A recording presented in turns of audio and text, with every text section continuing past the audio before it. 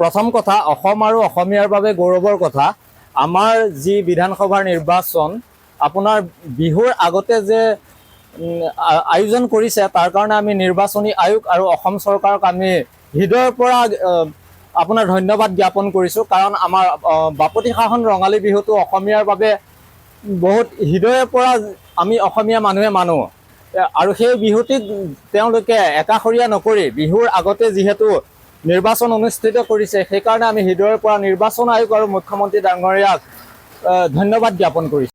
9 এপ্ৰিলত নিৰ্বাচন আয়োগে ইলেকশ্যন ঘোষণা কৰাত আমি নথৈ আনন্দিত হৈছোঁ আৰু বিহুৰ আগতে ইলেকশ্যন হৈ যাব যেতিয়া আমাৰ গৃহিণীসকলে আজৰি হ'ব আৰু ল'ৰা ছোৱালীও আমিবিলাকেও সকলোৱেও আনন্দ মনেৰে বিহু পাৰ কৰিব পাৰিম আমি সকলোৱে সুখী হৈছোঁ।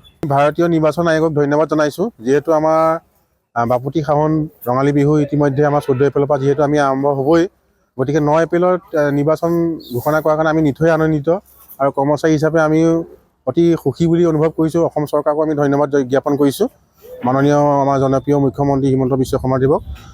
ইতিমধ্যে যিহেতু নিৰ্বাচন সমাগত আমিও কৰ্মচাৰী হিচাপে আমি বহুত উল্লাস মালয় আমি আগবাঢ়িবলৈ প্ৰস্তুত হৈ আছোঁ।